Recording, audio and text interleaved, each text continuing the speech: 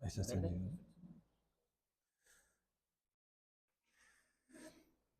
Muy bien, pues los músicos normalmente antes de su última canción se despiden.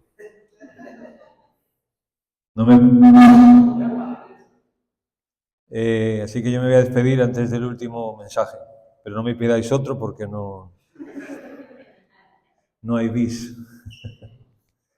Y nada, gracias por, como dije el otro día, o ayer mejor dicho, por la invitación y por la oportunidad de poder estar aquí con vosotros estos días.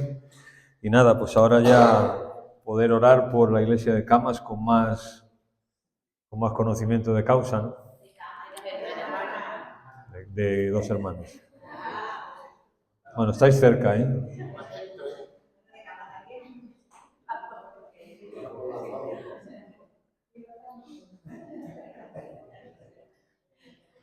Perdonad por el lapsus. Bueno, tal vez lo que vas a escuchar en esta mañana no es un típico mensaje que escucharías en una iglesia, pero bueno, en la variedad está el gusto, ¿no? ¿Sabéis quién es ese? Para mí, el mejor jugador de fútbol que yo he visto jamás jugar. Para mí, ¿eh? Y lo he visto en el Bernabéu jugar y... Bueno, yo he dicho mi opinión. ¿Sabéis quién es este? ¿Quién es? No sabemos su nombre ni qué hace, pero sabemos quién es. De Zidane sí sabemos. Correcto, se llama Héctor Peinado. Es uno de los hombres que más ha investigado acerca del cáncer de páncreas. ¿Sabéis quién es este? Obama. ¿Sabéis quién es este? No. ¿Alguno sabe? Es Severo Ochoa, premio Nobel por sus síntesis del ácido ribonucleico. ¿Sabéis quién es este? Michael Jordan. ¿Y este? Exactamente. Ese es Douglas MacArthur, uno de los 5 militares en Estados Unidos en alcanzar en ser general de los 3 ejércitos. Ese es Douglas MacArthur. Quiero que vayamos al libro de Esdras y abramos nuestra Biblia o la encendamos. Da igual si tienes Biblia normal o láser. Sí, porque pues ahora ya no es... Antes decíamos que la Biblia era la espada, ¿no? Pero ahora ya hay espada normal y láser. Exactamente, ya, o sea que... La que tú tengas, enciéndela o ábrela o conéctala o si te la sabes de memoria, pues recuérdala. Esdras capítulo 1, perdón, Esdras capítulo 2. Dice así el capítulo 2, el versículo 1. Estos son los hijos de la provincia que salieron del cautiverio de aquellos que Nabucodonosor, rey de Babilonia, había llevado cautivos a Babilonia, y que volvieron a Jerusalén y a Judá, cada uno a su ciudad, los cuales vinieron con Zorobabel, Yeshua, Nehemías, Seraías, Relaías, Mardoqueo, Bilsán, Mispar, Bigvai, Reún y Baana, el número de los varones del pueblo de Israel. Amén. En esta mañana vamos a ver este tema. Prefiero Babilonia.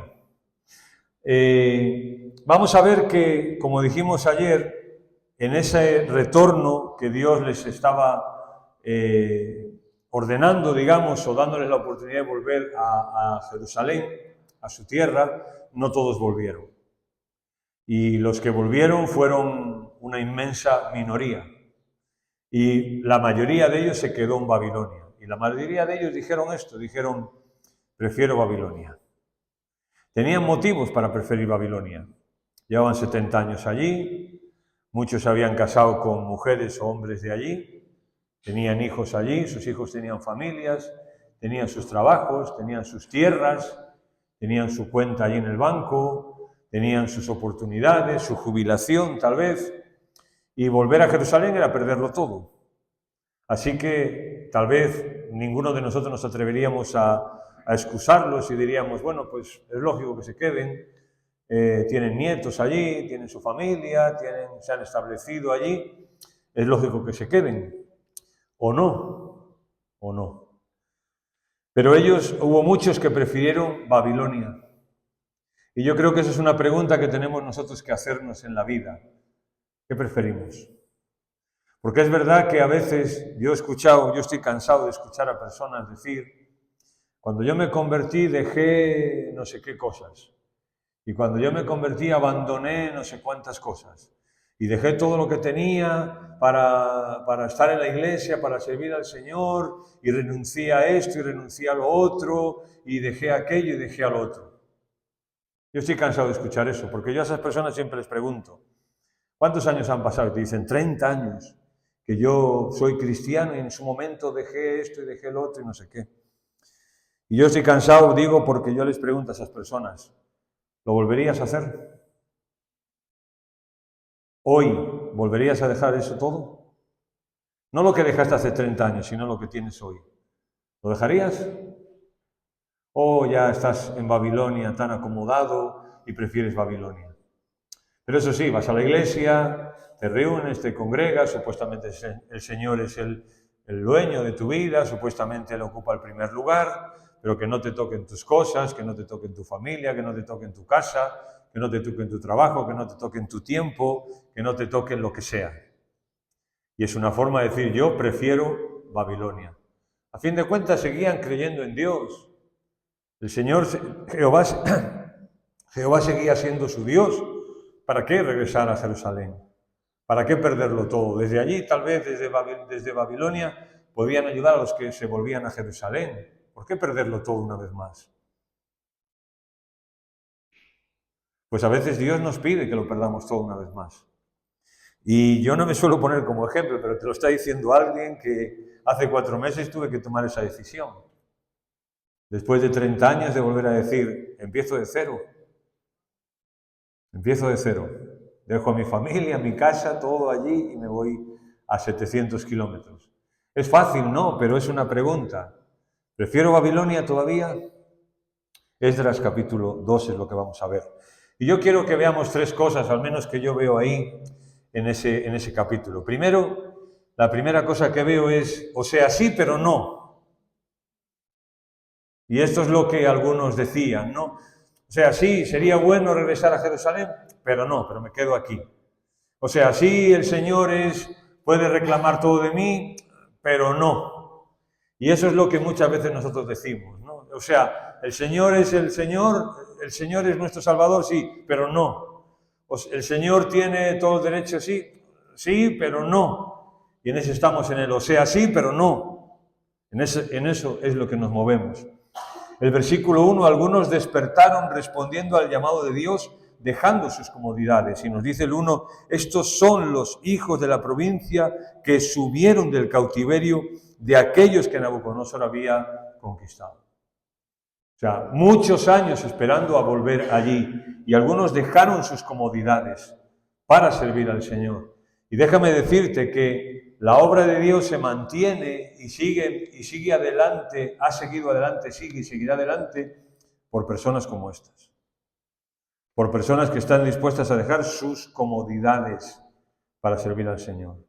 Renunciar a su tiempo, a su dinero, a su vida y a lo que tienen por el Señor. Así es como se mantiene y avanza la obra. Hicieron un viaje de 1.400 kilómetros y no había avión, andando. Tardaban 4 meses, con muchos peligros. Por eso vemos que en el capítulo 9, creo que es, pues allí Esdras le está diciendo, le pide al gobernador en Babilonia que les haga una carta y que los proteja para viajar, porque había muchos peligros y un peligro de muerte el ir. No era solo viajar, sino arriesgar la vida en ir hasta allí, hasta Jerusalén. para llegar a un lugar donde todo está en ruinas y hay gente hostil hacia ellos. Pero no era, bueno, vente para Jerusalén, aleluya. No, no, no, no. Los que iban a Jerusalén tenían este viaje peligroso y si llegaban no se iban a encontrar allí con gente amistosa y que le diera la bienvenida, todo lo contrario. Iban a encontrar sus casas, su tierra ocupada por una nación que los iba a rechazar y los iba a despreciar y iba a ir en contra de ellos. Pero aún así esta gente dejó sus comodidades y lo hizo. Todos queremos restauración, ¿verdad? Pero la restauración no vendrá sin peregrinación. Hay un precio que pagar. A todos nos gusta estar en Jerusalén. O sea, sí, pero no. Porque en Babilonia estoy cómodo, estoy tranquilo. Tengo que ir a Jerusalén, jolín, es que está lejos eso. Es que está lloviendo y no ir al culto, que está lloviendo. Yo siempre digo, ¿no? Menos mal que el día que el Señor murió en la cruz no estaba lloviendo. Si no, de repente se queda en casa también, el Señor. O sea, sí, pero no. Queremos restauración, queremos las bendiciones de Dios, pero no queremos pagar el precio. Queremos seguir en Babilonia con nuestros rollos, con nuestras cosas, con nuestro tiempo libre, con tal, pero eso sí, el domingo sentir el amor del Señor. Mis faltas son muchas, su gracia es mayor, qué bien, ¿no? Mis faltas son muchas, su gracia es mayor. ¿Y qué tal? Mis faltas son pocas. ¿Qué tal si cantamos eso? ¿No deberíamos más bien cantar eso? Ah, pues mis faltas son muchas. O sea, sí, pero no. Volverse al Señor es fácil, solo tienes que arrepentirte. Pero el lugar donde estábamos antes no es fácil. Es decir, el pueblo de Israel peca. Déjame decirte esto, el pueblo de Israel peca y son llevados cautivos a otro sitio. Estaban aquí y son llevados cautivos aquí. Y cuando el Señor les dice que ya tienen que volver, arrepentirse era fácil, decir, Señor, estamos aquí por causa de mis pecados, estamos aquí porque nosotros nos lo hemos buscado, pero ahora hay que volver allí. Porque cuando yo estoy aquí y le fallo al Señor y retrocedo, no es solamente pedir perdón, es que usamos las cosas sin pensar a veces. Si confesamos nuestros pecados, Él es fiel y justo para perdonarnos y limpiarnos de toda maldad. Y ya está, pensamos que una oración pidiendo perdón al Señor ya lo arregla todo. Pues no, porque yo estoy aquí, peco, y yo no vuelvo ahí diciendo, Señor, perdóname. No sé si me explico. No vuelvo allí diciendo, Señor, perdóname. Porque el arrepentimiento, ¿qué es? Yo voy en esta dirección, ¿no? Esta es la presencia de Dios, la voluntad de Dios, y yo me alejo, voy en esta dirección. Y de repente me doy cuenta, y arrepentirme, ¿qué es? Dar la vuelta y caminar en otro lado. Y ahora hay que caminar. Por eso pidieron perdón, el Señor los perdonó, pero ahora Dios les dice, ahora hay que volver a Jerusalén. ¿Volvieron todos? No. Muchos dijeron, sí, Señor, pero no. O sea, sí, pero no. En la Biblia hay un museo de la fe, ¿verdad? Que el Hebreos 11 se le llama el museo de la fe, de los héroes de la fe. Está bien, pero no vamos a ver eso. Y ese capítulo 11 nos enseña una sala de la fe, ¿no? De trofeos de la fe. Aquí en Esdras 2 hay otra de esas salas. Aquí en Esdras 2 hay otra de esas salas de Museo de la Fe. Y vamos a verlo. Después de 70 años exiliados, lo que dijimos ayer, ¿no quieren libertad? O sea, ¿no quieren libertad después de 70 años exiliados? Pues no querían. No querían. Igual que el pueblo de Israel cuando está en Egipto y salen de Egipto y van hacia la tierra prometida. ¿Qué hicieron en el desierto? Empezaron a quejar, empezaron o sea, sí, pero no. O sea, queremos ir a Canaán, pero queremos lo de Egipto, ¿no? Y queremos, allí teníamos pan de balde. ¿Cómo? Decían, sí, tenemos pan gratis allí, pan gratis, y eran esclavos. Si trabajaban de sol a sol y más allá del sol. Si estaban esclavizados, no, pero nos acordamos de las ollas de Egipto y de lo que comíamos allí. O sea, sí, queremos ir a la tierra prometida, pero no, porque es rico, no, aquello. Y Dios les provee y les da maná. Maná les da, el pan del cielo. Y cuando empiezan a comer maná, ¿qué empiezan a hacer ellos? Ya se aburrieron del maná. Y dice allí el libro de Números que lo cocían, lo tostaban, le echaban aceite, le echaban pimienta, no sé, lo batían, a ver si podía saber de otra manera, ¿no? Volviendo a recordar aquello. O sea, sí, vamos hacia allí, pero no. ¿Por qué? Porque lo que se suele decir es que ellos físicamente salieron de Egipto, pero su corazón estaba en Egipto todavía. Y aquí tenemos una generación que está 70 años cautiva, Dios les da la oportunidad de salir a libertad, a su tierra de nuevo, y, o sea, sí, pero no. Y no todos volvieron. Creo en Dios, pero me gusta Babilonia. Creo en Dios, pero me gusta Babilonia. Josefo dijo, el historiador Flavio Josefo dijo, que muchos se quedaron en Babilonia sin querer dejar sus posesiones. O sea, contemporáneo de aquello todo, ¿no? Y este historiador dice, muchos se quedaron en Babilonia sin querer dejar sus posesiones. ¿Hablamos de eso un poco? ¿Hablamos de cómo caminamos nosotros atados a esta tierra y como si siempre fuéramos a vivir aquí? ¿Hablamos de cómo lo único que queremos de nuestros hijos es que tengan una buena educación, que tengan un buen trabajo, que tengan cosas y se aferren aquí? ¿Hablamos como si un día las cosas que vamos a acumular aquí no las vamos a llevar al cielo? Alguno debe pensar que en el cielo se va a llevar su casa y que se va a llevar la tarjeta de crédito. Pues si quieres te la metemos en la caja, pero no te va a servir de nada. ¿No? Decimos que somos ciudadanos del cielo, mentirosos. Somos ciudadanos de la tierra, vivimos aquí, estamos apegados aquí a estas cosas. Y aquí lo vemos con esta generación. O sea, sí, qué bueno sería volver, pero no quiero. No estoy dispuesto a dejar esto. Mi familia, mis hijos, las cosas que tengo, mi casa, no voy a dejar mi casa.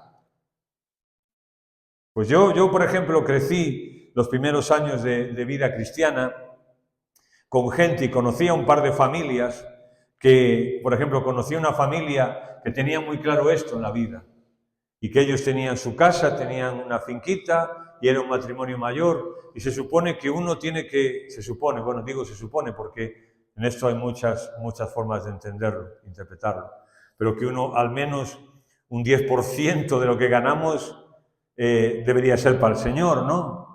Pasa que, claro, se nos hace mucho, un 10%, ¿no?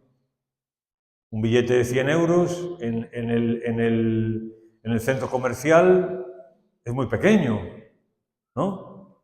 Pero para echarlo en la ofrenda es muy grande, ¿no? Y estas personas no daban el 10%, sino que vivían con el 10%. Bien. Segundo, no es para tanto. Muchas veces nosotros los que decimos, o sea, sí, pero no. Sí, me gusta el Señor, las cosas del Señor, pero me gusta Babilonia también y tal. Y cuando vemos hacer algo o tomar una decisión a alguien, decimos, hombre, no es para tanto. Cuando vemos a alguien sirviendo al Señor y no quedándose a ver el partido de fútbol en vez de ir a la oración, pues decimos, hombre, pues no es para tanto. O lo que hace no es para tanto, es su deber. Bien, vamos a ver una cosa. Aquí son mencionadas en esta lista los que volvieron y son mencionados por familias, por ocupaciones y por ciudades. Por familias, por ocupaciones y por ciudades. Empezamos con las ciudades. No podemos ver todas, obviamente. Solo vamos a hablar de 2 ciudades. Por ejemplo, en el versículo 23, leemos 2:23. Los varones de Anatot, 128. Varones de Anatot, 128, regresaron de Babilonia a Jerusalén. ¿Y por qué tiene importancia Anatot? Por una cosa. Porque años antes, 70 años antes, Jeremías, por orden de Dios, compró un campo allí en Anatot. Y se quedó con la escritura y se la dio a su familia. La expectativa era que Jerusalén iba a ser conquistada, ellos iban a ser llevados cautivos a Babilonia. Y aún así Jeremías compró un terreno. Compró un terreno. 70 años después de todo eso, ¿qué pasó? Sus descendientes vuelven ahora con las escrituras de la propiedad al lugar para establecerse. 128 personas pudieron volver porque Jeremías habían comprado ese terreno ahí en Anatot. Y son mencionados. Esto nos lleva a una pregunta. ¿Qué herencia le vamos a dejar a nuestros hijos y a las generaciones futuras en la iglesia? ¿Qué herencia les vamos a dejar? ¿Qué herencia le estamos dejando? Yo, un chico de Huelva, que él tiene un par de casas, tiene un piso alquilado, tiene su trabajo, su mujer trabaja, y hace un par de años estábamos viniendo de la reunión, me dice, no, Antonio, es que no sé qué, es que tengo muchos gastos, es que Irene, porque tiene una niña de 10 años, es que tal, es que cual, y digo, ¿qué problema, Manolo? Me dice, no, porque no sé qué, porque, claro, tendré que dejar una casa, porque esto, porque lo otro, porque... Y mi mujer gasta mucho, solo aquella, no todas, no son, ¿no? Pero dice, mi mujer gasta mucho, no sé qué, no sé cuánto, ¿no? Y de repente le digo yo, Manuel, ¿tú te das cuenta de una cosa? Que tu hija, que ahora tiene 10 años, cuando tu hija se case con un infeliz, desgraciado, ¿se va a gastar tu dinero? Y me dice, pues es verdad, ¿eh? Le digo, ¿no te habías dado cuenta que se va a casar con un infeliz que no ha trabajado y va a disfrutar lo que tú has ganado? ¿Qué herencia le estamos queriendo dejar a nuestros hijos? Cuando yo me muera, ¿qué quiero que mis hijos se queden de mí? ¿Una casa? ¿En serio? ¿Dejarles una casa bonita? ¿Y qué tal si le dejas años de tu vida y no una casa? Pues le vas a dejar una casa vacía y tú ya no vas a estar. Los de Anatot. Otro más. Si recordáis, el profeta Miqueas dice, pero tú, Belén Efrata, pequeña entre los clanes de Judá, de ti saldrá el gobernador que gobernará Israel. Allí nace en Belén Jesús. Miqueas había profetizado algo maravilloso para esta pequeña aldea, ¿verdad? Belén significa casa de pan. Belén significa casa, y en ella nacería el pan de vida que descendió del cielo. Allí nacería Jesús. Pero viene la cautividad y Belén es conquistada y los habitantes de allí son llevados a Babilonia 70 años y allí habitan naciones extranjeras. Y el versículo 21 que nos dice, los hijos de Belén 123. Cuando regresaron de la cautividad, 123 personas regresaron a Belén y se establecieron en Belén. Tuvieron que conquistar de nuevo Belén, tuvieron que edificar de nuevo Belén y establecerse ahí en Belén. 123 que dejaron sus comodidades en Babilonia y regresaron. ¿Y qué pasó? Imagínate, no tenían ni idea esas personas que sus tataranietos serían familia, amigos, vecinos de Jesús. De Jesús. Y Jesús pudo nacer en Belén porque unas familias, muchos años antes, siglos antes, se volvieron a establecer allí en Belén, para que esta profecía se pudiera cumplir. Son pocos, ¿verdad? 123. Qué pocos. Pero esto ocurrió. Esto ocurrió. El viaje es duro, ¿no? Hacia la tierra prometida, claro que sí. Volver es difícil, claro que sí. Pero hay mucho fruto por delante para ti. Y si tú haces las cosas que tienes que hacer y no preferir Babilonia, sino preferir hacer lo que tienes que hacer y hacerlo ya, vas a ver el resultado de eso.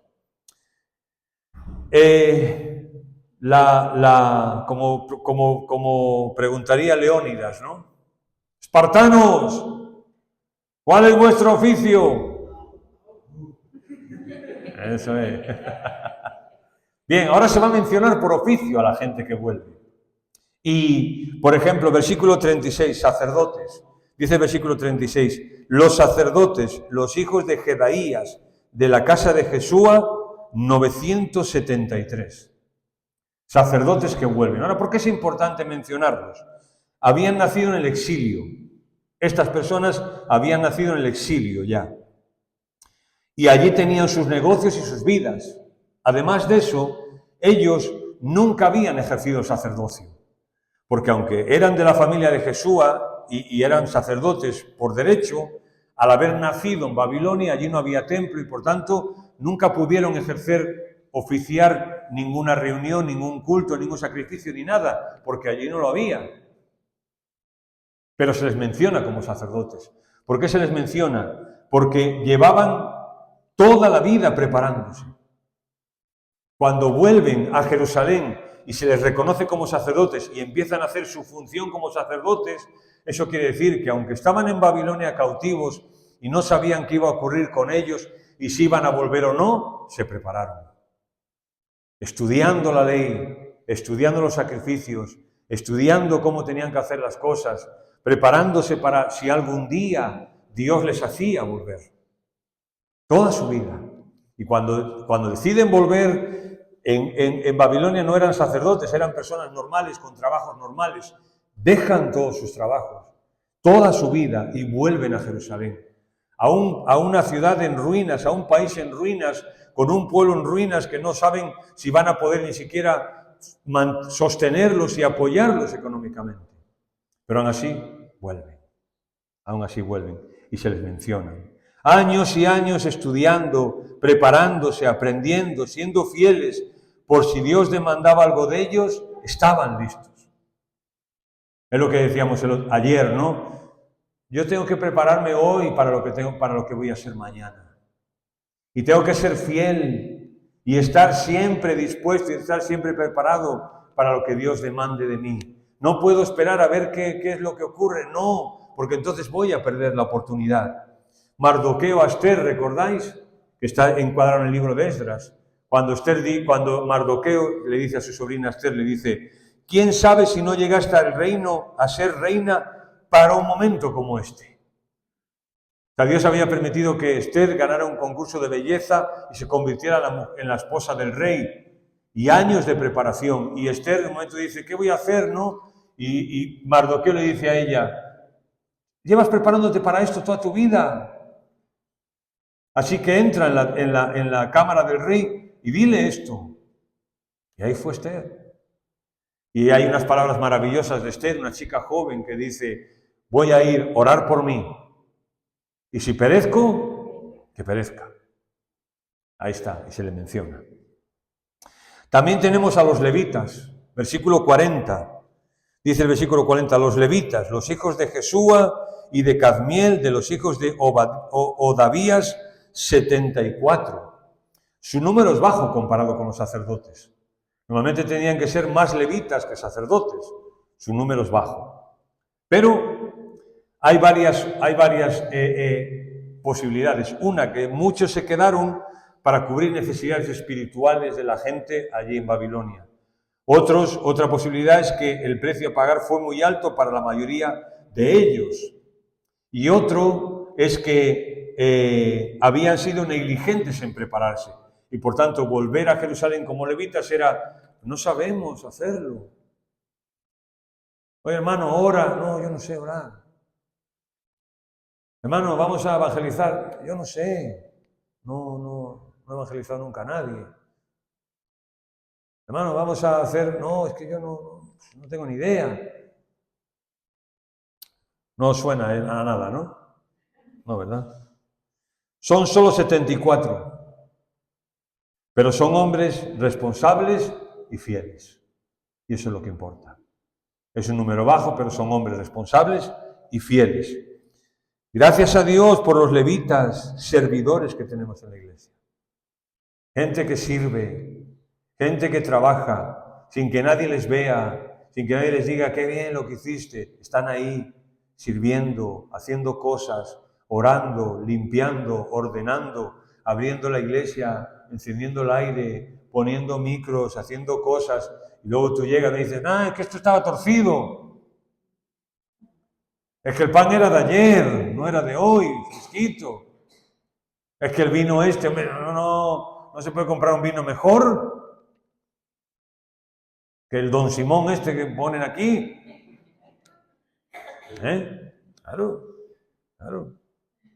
Los siguientes, los cantores. Versículo 41. Los cantores, los hijos de Asaf, 128. Sabemos que David había organizado la alabanza con los cantores en 24 grupos, igual que los sacerdotes, para dirigir la alabanza del pueblo. Su ministerio fue crucial en muchos momentos importantes. Incluso en momentos de gran necesidad y de guerra, salían cantando y alabando al Señor, no al mismo tiempo que orando. Era muy importante el ministerio de alabanza en aquel entonces. La alabanza estaba en sus corazones y en sus vidas, y llevaban toda una vida ensayando, perfeccionando, para ahora poder dirigir al pueblo. Estaban allí en Babilonia, no podían tocar en el templo, no podían cantar, pero vivieron allí en Babilonia ensayando y preparándose y haciendo las cosas bien y aprendiendo cómo se hacía eso. Y cuando llegaron, pudieron hacerlo. Pues qué importante es la alabanza, ¿no? En una iglesia. ¿Por qué? Porque a través de ella expresamos el Dios que tenemos y expresamos los deseos de nuestro corazón, aunque a veces mintamos un poco, pero... También, gracias a Dios por los cantores de la iglesia, que semana tras semana nos llevan a la presencia de Dios a través de la alabanza. Hay que reconocerlo. ¿Cuándo fue la última vez que te acercaste a alguno y le dijiste, oye, gracias? ¿Cuándo fue la última vez? Porque esa persona ha llegado ahí una hora antes que tú y está ensayando. O ha venido a ensayar otro día en la semana y se ha comprado un instrumento y lo ensaya y se esfuerza. Pues hay que dar gracias por estas personas también. Porque esas personas podían preferir quedarse en cama un ratito más. O quedarse viendo, haciendo scroll. Los porteros. Versículo 42. Los hijos de los porteros, los hijos de Salum, los hijos de Ater, los hijos de Talmón, los hijos de Acub, los hijos de Atita, los hijos de Sobai, por todos 139. Porteros. Mirad, los porteros ¿qué hacían? Guardaban las puertas del templo. ¿Qué hacían? Cuidaban el arca del pacto, de que ningún despistado fuese a entrar allí. Lo cuidaban. Supervisaban y administraban las ofrendas que la gente traía. Las clasificaban, lo que fuera, y las apartaban. Vigilaban los almacenes de grano también de las ofrendas, para que nadie entrara por allí. A veces ayudaban en los actos de purificación, también en el templo. Algunos llegaron a vivir dentro del templo mismo, algunos de los porteros. Se encargaban del servicio de orden del templo. Eran una especie de guardia de seguridad sagrada. Cuando tú lees aquí este versículo, ¿no? Los porteros, y tú pasas aquí, ¿qué me interesa a mí los nombres estos? Importa a mí. Pues no, pues aquí están y hay que honrarlos y leerlos. Porque detrás de cada nombre, de cada familia aquí hay un esfuerzo, hay un trabajo, hay una dedicación, hay un ministerio, hay una vida detrás. Ojalá tú y yo pudiésemos estar aquí. ¿O no te gustaría? Oye, pues de los servidores, la familia Pereira, imagínate. Pues Pereira soy yo, ¿vale? Mi familia. Por más señas. Ojalá, ¿no? Gracias a Dios también por los porteros que tenemos en la iglesia. Los hay, a ver los haylos. Gente que sirve, gente que está ahí ordenando las cosas, colocándolas, que todo esté limpio, que todo esté bien, que todo esté en orden, que todo funcione perfecto. Ahí hay personas detrás, familias. Algunos de ellos llevan años y nadie sabe ni lo que hacen. El único que sabe, yo el único que conozco en la iglesia es al pastor, que es el que sube ahí y predica. Pero que esa hermana ni el nombre sé. La hermana, ¿cómo? Y se da las gracias a las personas y a los que trabajan en este sentido, no. Pues Esdras no cae en ese error. Los porteros, estos fueron. Los sirvientes, el versículo 43. Los sirvientes del templo, los hijos de Cía, los hijos de Asufa, los hijos de Tabaot, los hijos de Quero, los hijos de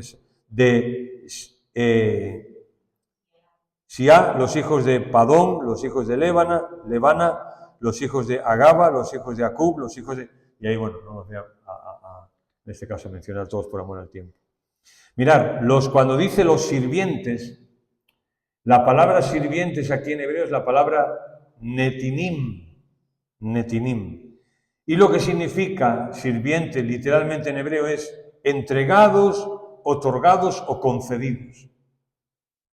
Entregados, otorgados o concedidos.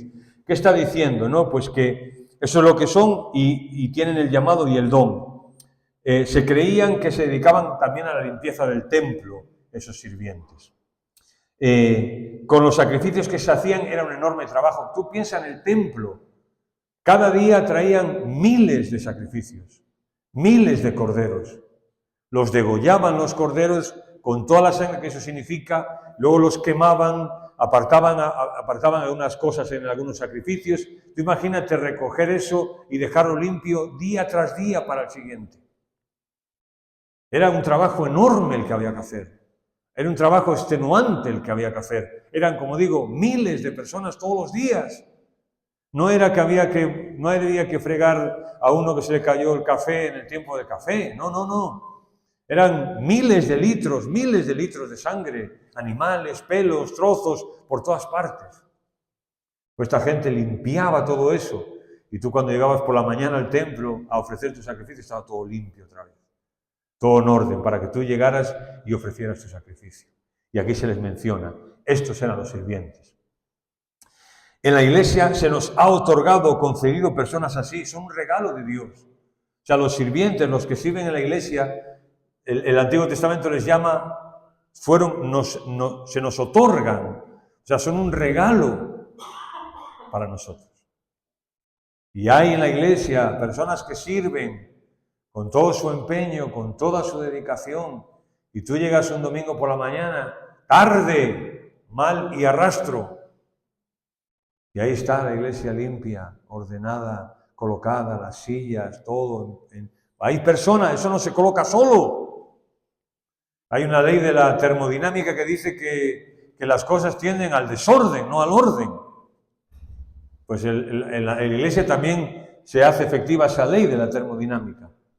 Alguien lo colocó, alguien lo puso. Pues dice que esas personas, dicen Esdras, esas personas son regalos de Dios para la iglesia. Los indocumentados. Estos son mis preferidos. Los indocumentados. Vamos a ver el versículo 59. Estos fueron los que subieron de Tel Mela, Tel Arsa, Kerub, Adán e Imer, que no pudieron demostrar la casa de sus padres ni su linaje, si eran de Israel. Los hijos de Ledaía, los hijos de Tobías, los hijos de Necoda, 652.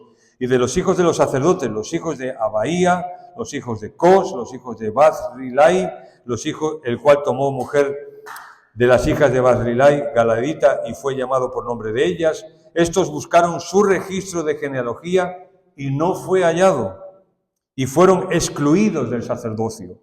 Y el gobernador les dijo que no comiesen de las cosas santas hasta que hubiese sacerdote para consultar con Urim y Turim. ¿Qué tenemos aquí indocumentados? No sabemos por qué, pero ellos no pudieron demostrar su linaje. Y la ley era clara. Si tú no podías demostrar tu linaje, no podías ser sacerdote. Porque para ser sacerdote tenías que ser de una tribu concreta y de una familia concreta. Y ellos se buscó y no se encontró fueron al ayuntamiento, al registro civil, no estaban, no pudo demostrarse, pero aún así regresaron igual a casa. Ellos podían decir, hombre, yo tenía pensado que iba a ir allí y ser aquí el pastor en la iglesia. Yo soy ser el sacerdote. O sea que voy a tener que ir allí, no puedo demostrar eso, me voy a tener que sentar. Pues, y aún así regresaron. Aún así regresaron. Eran sacerdotes. Habían estudiado toda su vida para eso. Se habían preparado toda su vida para eso, como hemos visto con nosotros. Y cuando a la hora de llegar, los otros llegaron y pudieron ejercer el sacerdocio. Estos no. Así que tenían muchas razones para quedarse en Babilonia. Yo, ya que no puedo demostrar que soy sacerdote, pues mejor me quedo aquí, ¿no? Pues no. Volvieron igual allí a casa. En su situación todavía era más fácil, como digo, justificarse. Lección: Dios y su reino estaban antes que ellos mismos. Dios y su reino estaban antes que ellos mismos. Y de esta gente necesitamos un camión lleno de gente así, de gente en la iglesia que Dios y su reino esté por encima de ellos y de ellas. Esta es la gente que necesitamos en la iglesia. ¿Amén? No pudieron acreditar su genealogía, es verdad, pero eran hombres de Dios, eso sí quedó acreditado. Eso sí que quedó acreditado, eran hombres de Dios. Y en la iglesia hay personas que muchas veces no pueden acreditar hacer grandes cosas en la iglesia, pero están y apoyan y ayudan y arriman el hombro en todo lo que pueden, sin que nadie los vea, sin que se note, pero ahí están. Y esas personas son los pilares y los fundamentos de la iglesia. Esos son. Los utensilios. Vamos a leer el capítulo 1. Aquí hay una cosa muy interesante. Dice el versículo 7 del capítulo 1. Y el rey Ciro sacó los utensilios de la casa de Jehová que Nabucodonosor había sacado de Jerusalén y los había puesto en la casa de sus dioses. Los sacó pues Ciro, rey de Persia, por mano de Mitridates, tesorero, el cual los dio por cuenta a Sesbasar, príncipe de Judá. Y esta es la cuenta de ellos. 30 tazones de oro, 1000 tazones de plata, 29 cuchillos, 30 tazas de oro, otras 400 tazas de plata y otros 1000 utensilios. Todos los utensilios de oro y de plata eran como 5400. Todos los hizo llevar Sesbasar, con lo que subieron de la cautividad de Babilonia a Jerusalén. Bien, hasta los vasos se mencionan. O sea, cuando Dios tiene que tomar cuenta y tiene que decir qué es lo que pasó, hasta las botellas las menciona. Y tú dices, ¿qué importa cuántos vasos y cuántas bandejas y cuántos? Pues a Dios sí, resulta que a Dios sí le importa. Incluso hay un detalle que todavía afina más lo que está diciendo Dios. Llama la atención entre los números redondos, no sé si te has dado cuenta al leerlo, pero llama la atención que entre todos los números redondos que da Esdras, de repente dice 29 cuchillos. ¿Por qué no 30? Redondea. De hecho, después dice un total de 5400, y ahí sí redondea. Pero cuando menciona cada uno, no son 30, no, son 29. O sea, te das cuenta, Dios tiene contados cada uno de los cuchillos. Y no es cuestión de que sean 30 para redondearlo, no, son 29. Son 29. ¿Esto qué nos enseña, hermanos? Que Dios lleva la cuenta de todos y también de todo lo que hacemos. Cada cosa que nosotros hacemos, Dios lo sabe y lo tiene en cuenta y lo cuenta. No da igual, hermanos, no. No. Dios, exactamente, 29 cuchillos. Cada cuchillo es importante. ¿Qué más? Los animales. Los animales. Los de 4 patas, capítulo 2, versículo 66. Sus caballos eran 736, sus mulas 245, sus camellos 435, asnos 6720. Cuenta hasta los animales. Porque Dios es el creador y los conoce, a cada animal. ¿Y por qué los cuenta? Porque ellos tuvieron que hacer un viaje desde Babilonia hasta Jerusalén otra vez. 1400 kilómetros. ¿Quién llevó todo? ¿Quién cargó todo? Los animales. Los animales fueron los que cargaron todo. Y Dios ve cada caballo cargando y tirando del peso de cada utensilio del templo. Y Dios los menciona. Tantos caballos fueron, tantos asnos, tantas mulas. Ni una más ni una menos. Todas. Y no se mencionan los nombres de los animales por espacio, sino también se mencionarían. Esos animales cumplieron con su propósito. Y Dios tomó nota de ello. Cada animal. Oye, este animal hizo esto. Un asno cargó al Señor en su entrada triunfal. Un asno, ¿eh? Jesús podía entrar en un caballo árabe o pura sangre cordobés. Pues no, entró en un asno. Y ese asno tenía nombre y tenía dueño. Y Jesús fue allí a la casa de aquel hombre y le dijo a los discípulos, oye, decidle al que vais a encontrar que ese asno que es para el Señor. ¿Recordáis, no, el pasaje? ¿Os imagináis que el dueño del asno fuera evangélico? ¿Os lo imagináis? Yo sí. Yo sí me lo imagino. Si fuera evangélico diría, no hombre, un asno para el Señor. No, eso es muy poco. Dile al Señor que yo voy a hacer una cosa. Voy a vender este asno y me voy a comprar un asnito y una asnita. O no sé si se llama asna, ¿sí? Asna o asno, asna. Y los voy a criar y cuando estén en edad de juntarse, los voy a juntar para que tengan asnitos. Y cuando tengan asnitos, entonces los voy a ir vendiendo poco a poco. Y cuando ya yo tenga dinero, entonces voy a comprar un caballo. Y mi vecino tiene una yegua, y entonces lo voy a juntar con la yegua. Y cuando lo juntemos con la yegua, pues una camada para mi vecino y otra camada para mí.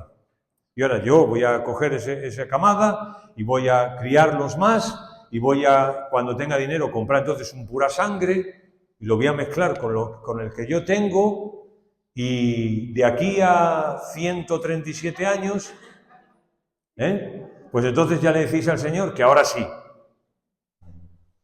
Eso haría si fuera evangélico. Eso haría. O diría, bueno, mira, dile al Señor que voy a orar. El Señor está pidiendo un asno de mí, dile que lo voy a poner en oración. Pero este no. Este hombre dijo, toma. Y Jesús hizo su entrada triunfal en un asno. Ahora voy a mencionar algo de esto. Un caballo traerá la verdadera entrada triunfal. Cuando Jesús venga en su segunda venida, va a venir montado en un caballo. Y ahí también se menciona cómo es. Léelo en Apocalipsis. Específicamente se menciona cómo es ese caballo. Veo eso y digo, yo quiero esto para mi vida. Yo no sé tú, pero yo veo esta lista de animales y digo, ¿por qué no me incluyen, ¿por qué no me han incluido a mí entre los asnos aquí? En vez de 6.720, poner 6.721 y me incluye a mí también, aunque sea como un asno.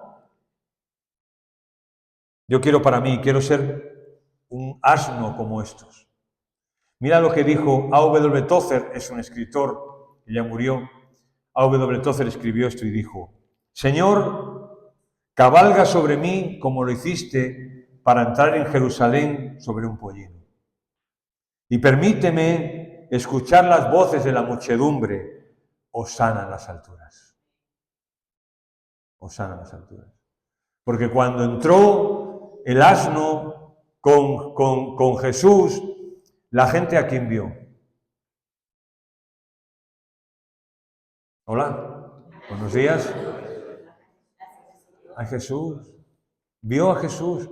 No vio a la gente, le dijo, uy, qué bonito más el asno. ¿A qué no? Vio a Jesús. El asno no importaba. El asno era un instrumento, ¿no? Y eso es lo que nosotros, ¿a quién tiene que ver la gente? ¿A mí o al Señor? Pero ¿qué pasa? Nosotros muchas veces vemos al asno y nos fijamos en el asno. Y si allí en aquella entrada triunfal de Jesús en Jerusalén, en alguna de las orillas, hubiese un grupo de evangélicos, otra vez, si hubiese un grupo de evangélicos, ¿qué crees que diría un grupo de evangélicos viendo a Jesús entrar con un asno en Jerusalén? Ahí. O sea, ¿quién se le ocurrió darle a Jesús un asno? ¿Quién fue el desdichado que hizo eso?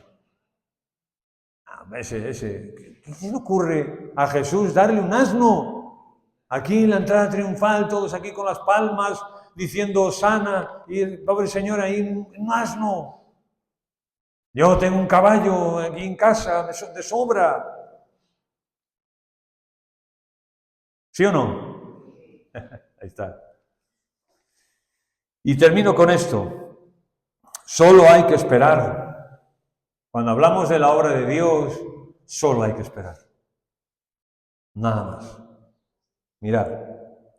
Versículo 70 del capítulo 2.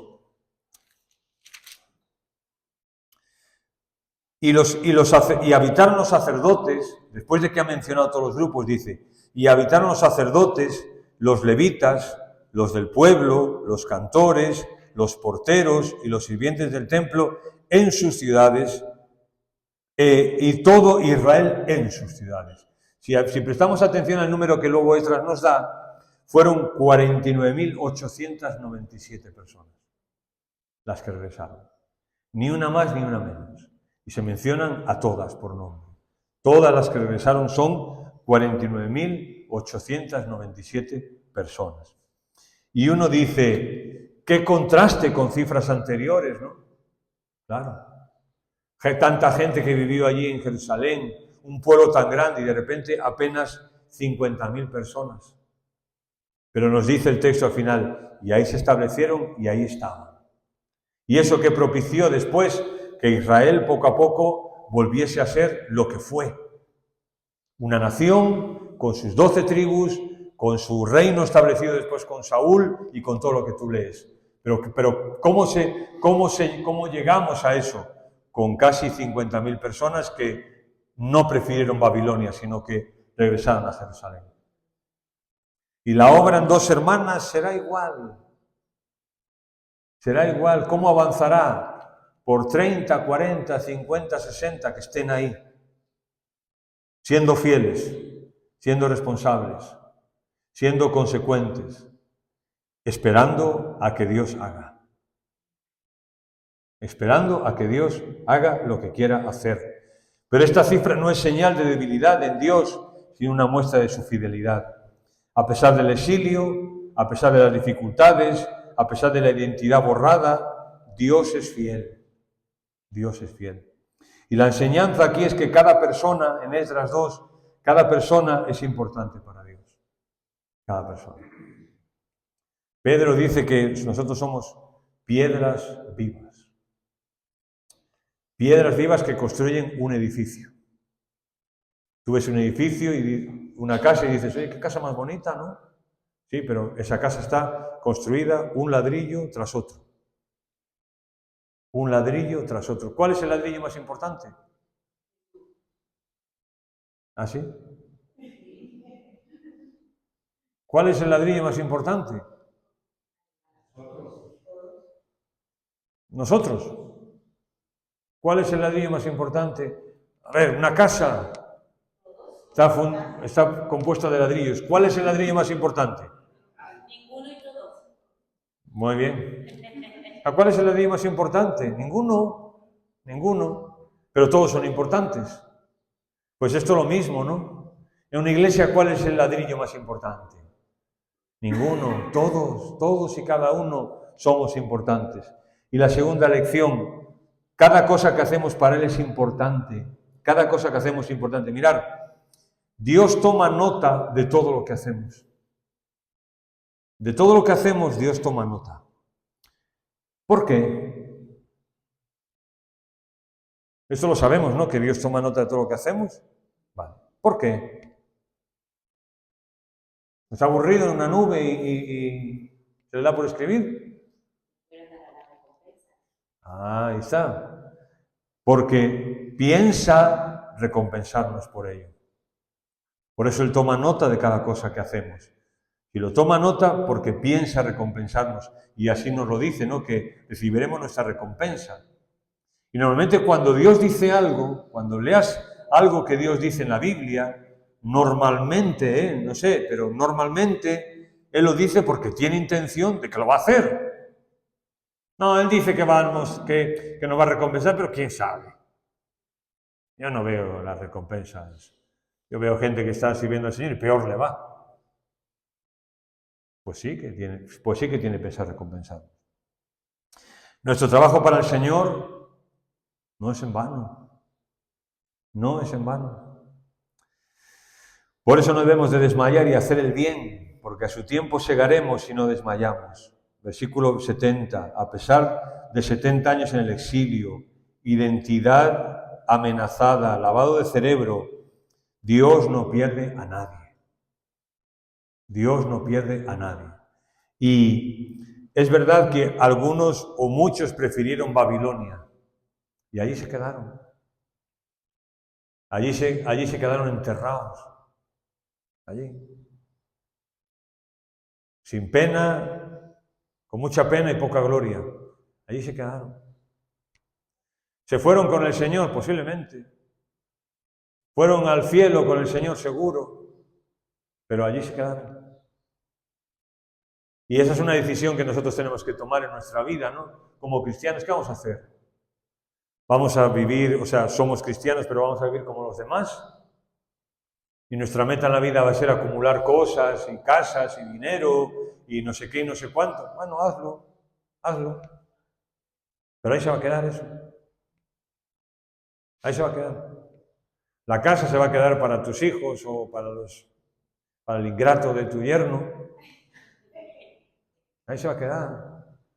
Tú ahí mirando cada peseta, hoy no voy a comer con mis hijos por ahí porque a ver si este mes ahorro no sé qué y a ver si trabajo en este mes horas extras y mis hijos, no sé ni cómo se llama, el tercero, pero ahí estoy trabajando.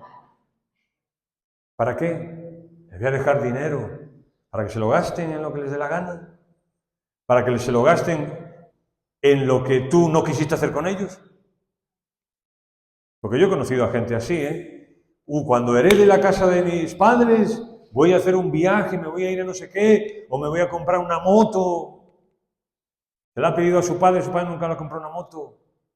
Su padre no ha ido, sus padres, nunca han ido de vacaciones con él. Y ahora resulta que la herencia se la gastan en eso.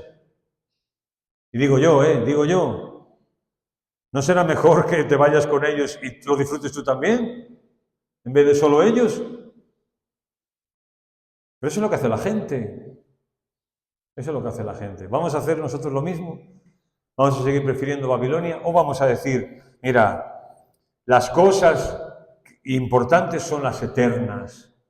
Esas son las que tienen valor. Esas son las cosas que me llevo. El tiempo invertido para el Señor, los dones invertidos para el Señor, el dinero invertido para el Señor, mis capacidades invertidas para el Señor, mi familia invertida para el Señor. Eso es lo que vale. Eso es lo que te vas a llevar. Lo demás se va a quedar aquí. Al cielo no hay servicio de mudanzas. No puedes llamar, mire que me mudo al cielo. No. ¿Qué nos dice la Biblia? Desnuditos nacimos y desnuditos nos vamos. No, ya lo sé que no es literal porque ahora te ponen un traje. Algunos nos pondremos el traje el día que no. ¿Conocéis a este hombre? No, ¿verdad? No. George Beverly Shea. Bueno, este hombre es el hombre que más personas en el mundo en directo han escuchado. Más que cualquier grupo, cualquier cantante que tú pienses en la historia, este hombre es el hombre que más gente en directo lo ha visto cantar. Y este hombre, su madre era cristiana y oraba por él, y él era cristiano también, y empezó a tener una carrera muy exitosa, y él empezó a cantar para la sociedad, para el mundo, ¿no? Digamos. Y su madre le decía que no, y él no le hizo caso a su madre, y durante unos años eso lo hizo, y su madre se murió. Su madre se murió, y él un día, revisando un cajón, encontró una carta que su madre le había escrito a él. Y él la transformó en una canción, en un himno. Y en ese momento a él le ofrecieron un contrato publicitario de muchos años y de millones y millones de dólares. Y él su madre había muerto recientemente y estaba decidiendo qué iba a hacer, tenía ganas de aceptar ese contrato y todo eso. Y llegó a casa de su madre y fue cuando encontró esa carta donde había una especie de poesía y él lo convirtió en un himno. Y cuando él leyó esa poesía, decidió que no iba a cantar jamás para nadie más que no fuera para el Señor. Y él cantó en las campañas de Billy Graham y de otros muchos en el mundo, por todo el mundo. Y la carta que él encontró, él la convirtió en un himno. Y es este himno. El himno se llama Prefiero a Cristo. Es un himno muy antiguo, está escrito en castellano antiguo, pero bueno, se entiende bien. Esta carta, él la convirtió en esto que le había escrito su madre. Prefiero mi Cristo al vano oropel, prefiero su gracia a riquezas sin fin. A casas y tierras prefiérole a él, será de mi alma fuerte paladín. Antes que ser rey de cualquier nación y en pecado gobernar, prefiero a mi Cristo, sublime don, cual el mundo no ha de dar. No quiero el aplauso del mundo falaz, prefiero en las filas de Cristo servir. La fama del mundo es liviana y fugaz, prefiero por siempre a Jesús seguir. Más bello que el lirio es el níveo blancor, mi Cristo es más dulce aún que la miel. Su paz a mi alma dará el Señor, yo quiero que Cristo me conserve fiel. Uno de los himnos más cantados y más conocidos de la historia, este. Prefiero, antes que ser rey de cualquier nación y en pecado gobernar. Hace muchos años una persona me dijo esto. Y esta persona, usando este himno, me dijo, Antonio, si puedes servir a Dios, no te conformes con ser rey. No te conformes. Hermanos, si podemos servir a Dios, no nos conformemos con otra cosa. Babilonia, que le den por saco. Eso no vale para nada. Eso se queda ahí. Cristo permanece. Y su amor permanece. Y vale la pena servirle. Y vale la pena sacrificarse siempre por Él. Oremos. Señor, nos gustaría poder cantar en esta mañana que antes que ser rey de cualquier nación, prefiero a Cristo. Me gustaría cantarlo sinceramente. Señor, nos gustaría decirlo de verdad. Tú conoces nuestros corazones, Señor, y conoces dónde estamos cada uno de nosotros. Tal vez algunos estemos en Babilonia todavía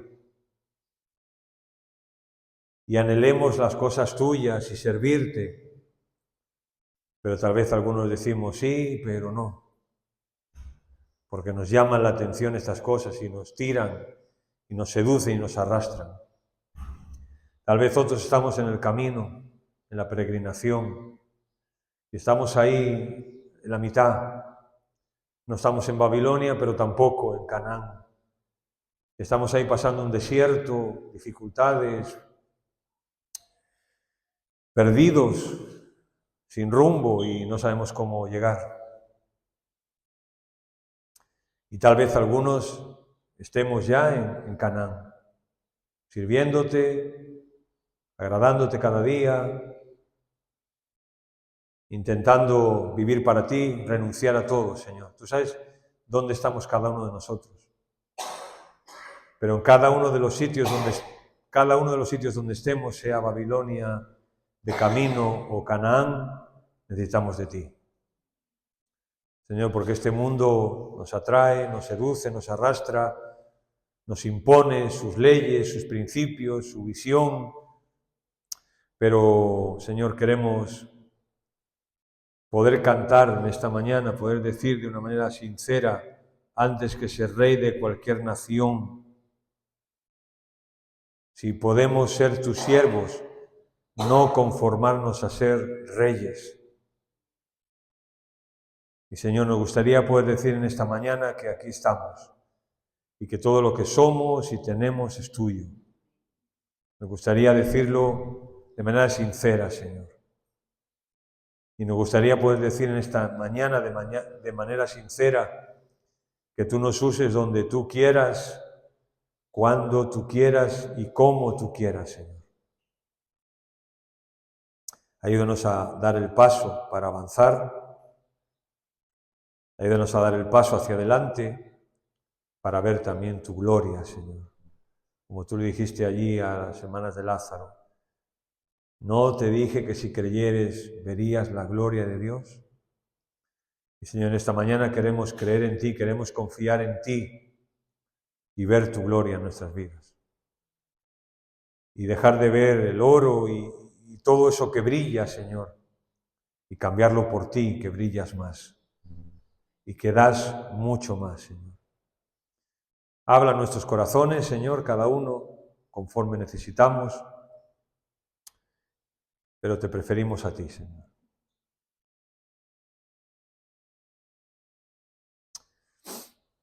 Te preferimos a ti, Señor. Te preferimos a ti.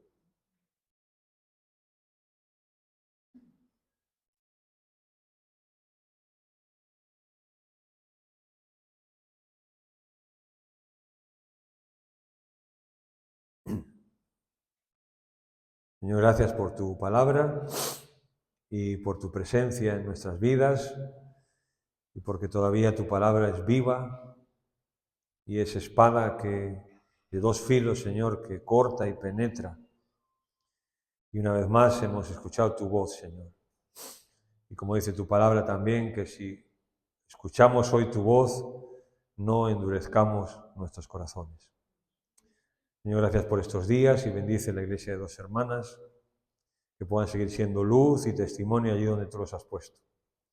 Y que puedan glorificarte con sus vidas, Señor. Que puedan ver tu gloria y tu obra en medio de ellos, Señor. Que solo sepan esperar, confiar en ti y hacer lo que puedan hacer para ver cómo tú, Señor, los respaldas, los ayudas y prosperas sus vidas, su iglesia y su ministerio, Señor. Que tú a través de ellos puedas engrandecer tu reino allí en Dos Hermanas. Que a través de ellos, Señor, muchas personas, familias, puedan conocerte como el Dios vivo y verdadero. Glorifícate en sus vidas, Señor. Oramos en el nombre de Jesús. Amén.